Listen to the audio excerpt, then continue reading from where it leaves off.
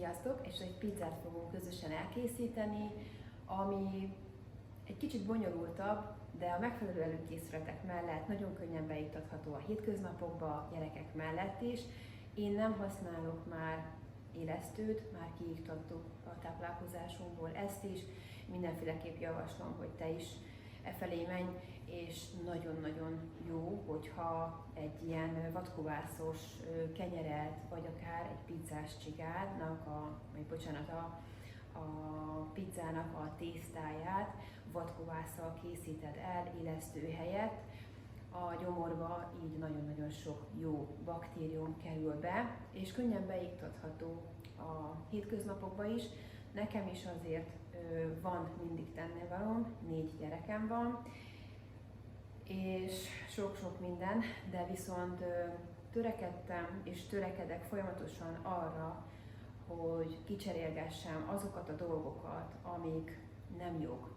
És sajnos az élesztő is köztük volt, és ezért most már régóta saját magunknak sütjük a kenyeret, és ugye most a pizzának is a tésztájába vadkovász van.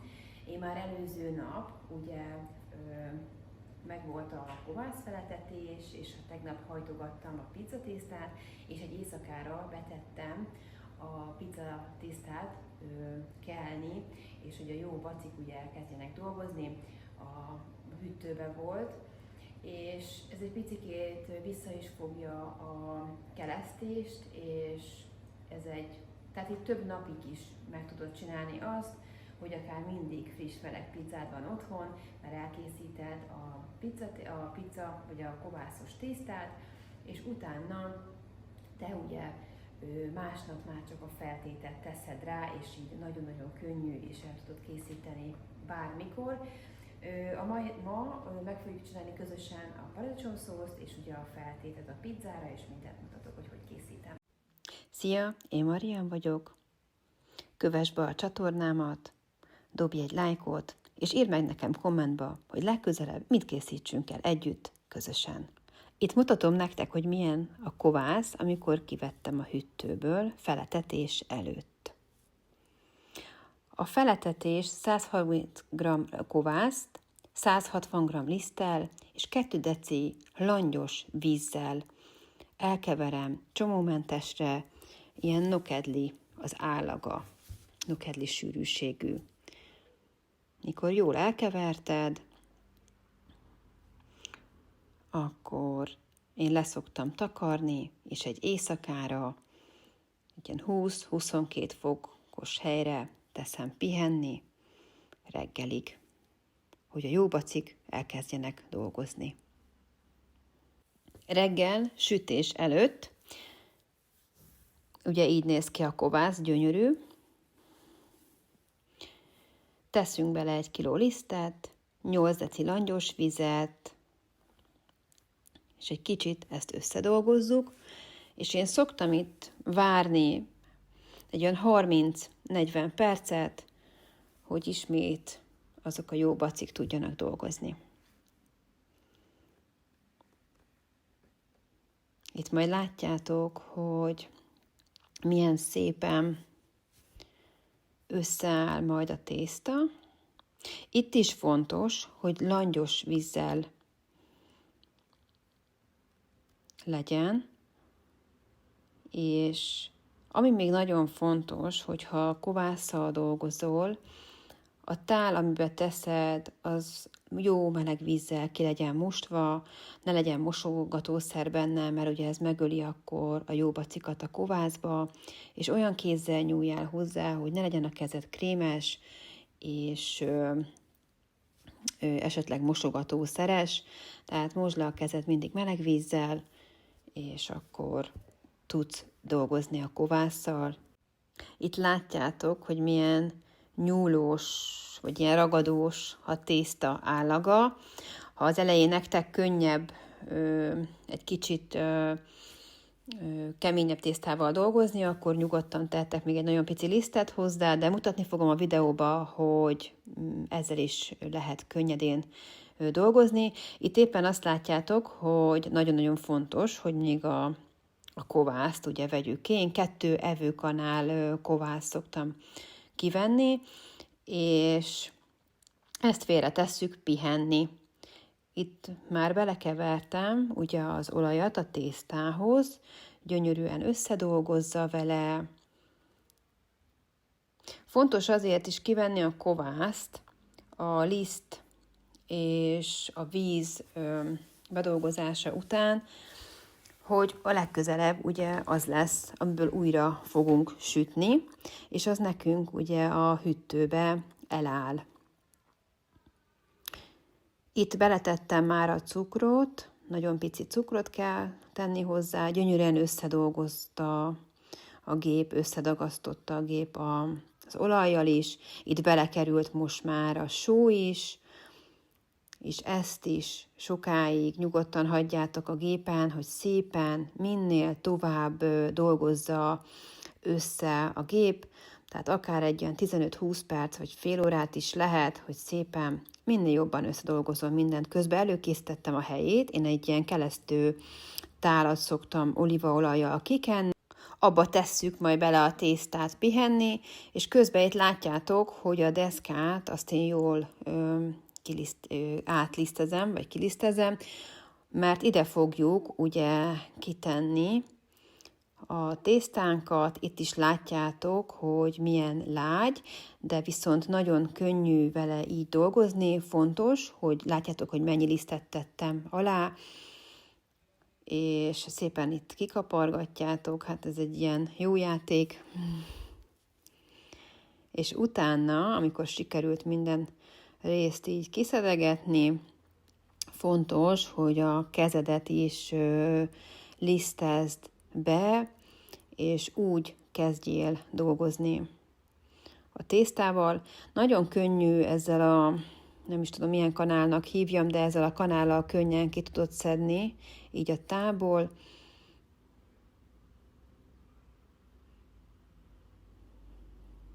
És mindjárt mutatom nektek, hogy ha be van lisztezve a kezed is, szépen, könnyedén meg tudod hajtogatni, és akkor beletesszük utána.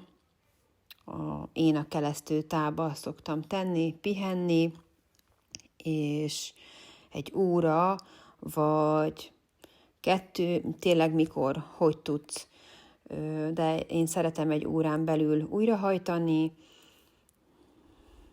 de azt is fogom majd mutatni, hogy. Na itt már látjátok, hogy elkezdem akkor hajtani. Hát egy picikét így áthajtogatjátok, hogy vegye föl a lisztet, és szépen beletesszük a kelesztőtába.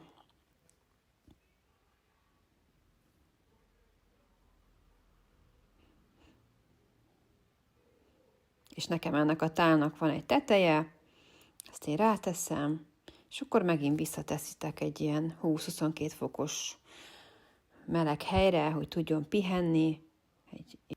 A hajtogatást azt érdemes egy 2-3-szor megcsinálni, közben ugye pihenjen egy hosszabb időt a tészta, 1 óra, 1,5-2.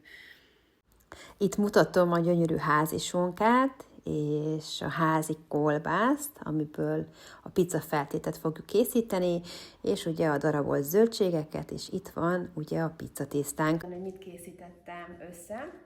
A sonkát pici kockára vágtam, a csiperkegombát felszálltam ilyen kis vékony szeletekre, lilahagymát felkockáztam, a kápia paprikát karikára vágtam, erős paprikát is karikáztam, nagyon szeretjük, hogyha csípős a pizza. A házi kolbászt, ezt felkarikáztam, trapista sajtot lereszeltem, és pici parmezánt fogok még reszelni, mert az egyik pizza az sonkás, gombás és parmezán sajtos lesz, a másik pedig kolbászos, lilahagymás és paprika, de majd mutatok mindent, hogy mit fogok rátenni. Tehát az egyik pizza az kolbászos, nekem pedig sonkás és gombás parmezán sajtos lesz, de a gyerekek jobban szeretik a kolbászos, lilahagymás, paprika, sajtos. Közben készítjük a házi pizzakrémet, és megmutatom nektek a tésztát, a pizza tésztát, ami egész éjszaka a hűtőben kelt, gyönyörű nagy. Ebből lesz majd a pizza tésztánk. és ez kovászos pizzatészta. És most elkezdjük készíteni a pizzakrémet. Zsíron üvegesre pirítottam újhagymát. Nem kell pirítani igazából, csak egy picit ilyen, tényleg ez az üveges, nem kell, hogy színe legyen. 4 üveg paradicsomlével öntöttem fel. Ez házi paradicsomlé, nyáron napsütötte paradicsomból tettem el.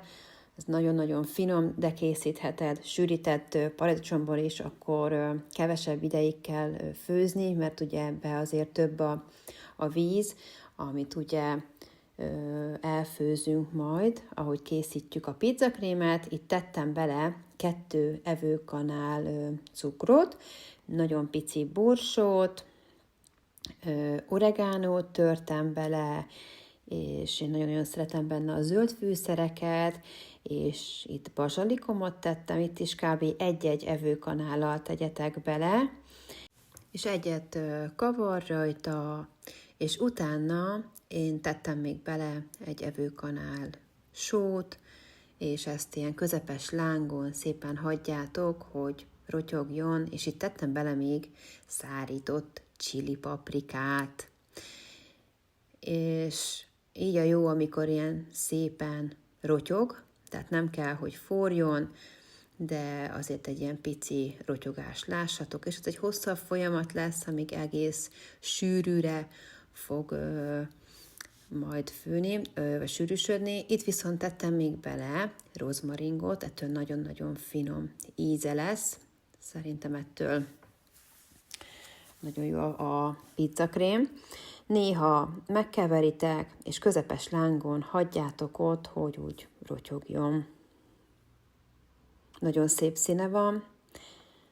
Ennek a paradicsomnak, na itt mutatom, kb. Ez az állag lesz már a jó, de itt még egy picit azért vártam, de itt már látszik, hogy egész jól be van sűrűsödve, de mindjárt kész van a pizza krémünk. És közben készítsük el a kis pizza tésztákat. Ugye a pizza tésztát kiborítottam a keresztőtából, és lisztezzétek a kezeteket, és pici gombócokat formázzatok belőle. Fontos, hogy lisztezzétek a kezeteket, hogy ne ragadjon rá a tészta. Amikor megvannak a kis pici gombócok, én rátettem egy kis fóliát, és utána konyharuhát. Ez segíti, hogy jobban keljen a tészta. És előmelegítjük a sütőt, mert forró sütőbe kell sütni majd a pizzatésztát.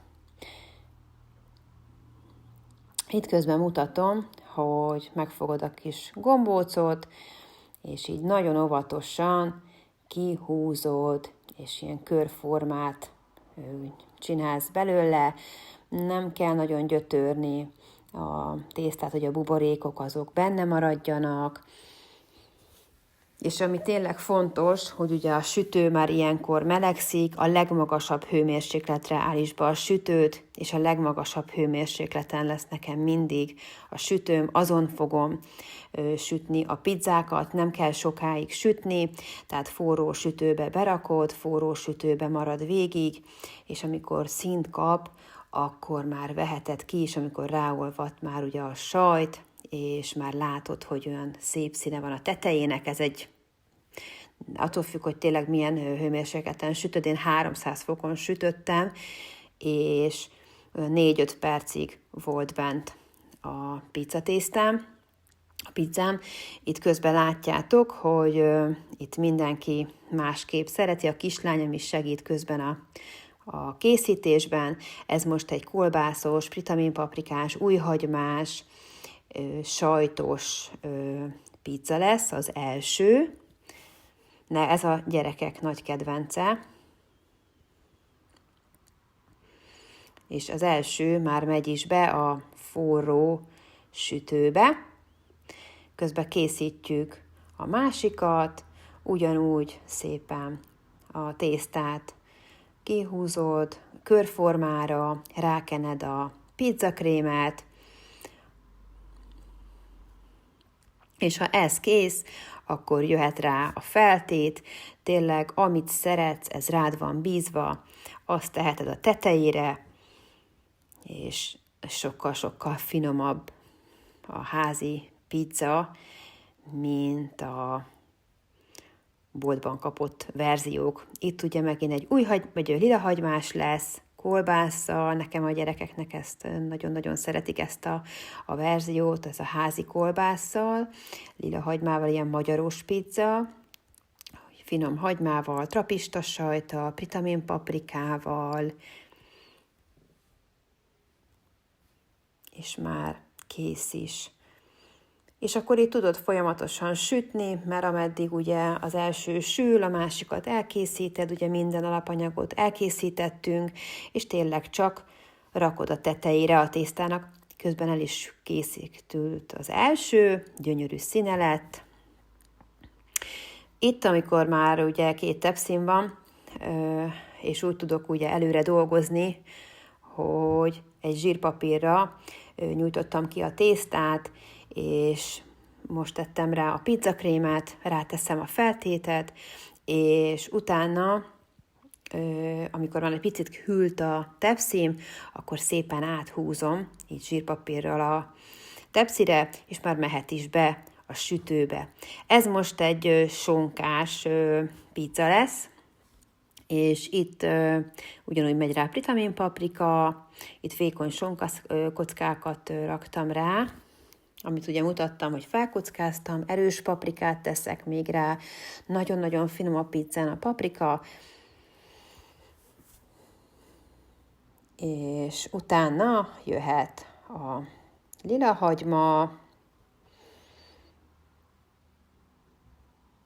és ez most itt, amit teszek, ez parmezán sajt.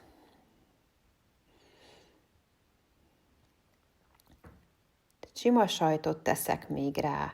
Nyugodtan a tészta széléig tegyétek ki a sajtot, a zsírpapír, ami lepotyog, azt szedjétek fel, hogy ne égjen rá, és szépen vastagon, nyugodtan sajtozzátok be a pizzát, mert nagyon-nagyon finom lesz. Itt teszem át a tepszire, és már mehet is a sütőbe, amint ugye szabadul a hely. Közben megint készítem a következőt, és ez így mehet folyamatában, és szépen sülnek, folyamatosan hűlnek is, ilyenkor már nekem a gyerekek nagyon türelmetlenek, már kérdezik, hogy mikor, hogy jöhetnek enni, nem tudok elég gyors lenni, de azért törekszem. Itt most megint ugye rátettük, látjátok, hogy milyen jó sűrű ez a pizzakrém, és ez nagyon-nagyon finom. Próbáljátok ki, mert sokkal-sokkal finomabb, nincsen benne ízfokozó, természetes zöld fűszerek vannak benne, amit én készítek, és én szárítok. Itt van a kertemben mindegyik fűszernövény, és én szoktam szárítani. Ugye, amit ugye teszek a tetejére, a házi kolbász, a házi sonka, ez is mangalica húsból van, mi készítjük ezt is, úgyhogy teljesen jó és egészséges ez a pizza. Nincsen benne semmilyen olyan ízfokozó adalékanyag, ami ártana nekünk, és nagyon örülök, hogy a gyerekeim is most már azt veszem észre, hogy egyre jobban leszoktak az ízfokozós dolgokról, és nagyon-nagyon szeretik most már ezeket, amiket én készítek így nekik, és szinte meg is jegyzik, hogyha bárhol esznek, hogy azért ez nem olyan, mint ami otthon készül. Ugye azért tudjátok ti is, hogy a bolti pizzakrém az egy teljesen más történet. Én szerintem sokkal finomabb ez, amit te készítesz otthon. Na, elkészítettük a következőt is, félreteszem, és akkor közben itt megint azt látjátok, hogy kihúztam a tésztát körformára, mehet rá a pizzakrém, és tényleg amilyen ízeket szeretsz, amilyen feltétet szeretsz, olyat tudsz rátenni, tehetsz rá sonkát, kukoricát, lilahagymát, sajtot, vagy akár szalámival, amit te szeretsz és szívesen fogadsz. Én valamelyikre itt tettem gombát is, az is nagyon-nagyon finom volt a pizzám. És itt lehet azért látni, hogy milyen gyönyörű színe van a pizzakrémnek, tehát ez a nyári napsütötte paradicsom, ez aranyat ér. És itt már látjátok, hogy 3 pizzám már kisült, és ilyen pizzavágóval fel tudjátok vágni, és amint meglátták a gyerekek, hogy vágom fel a pizzát, már jönnek is, hozzák a tányért, és nyújtják, hogy tegyem rá nekik az első szeletet.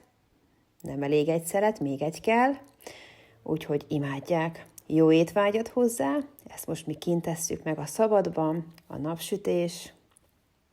napsütésben.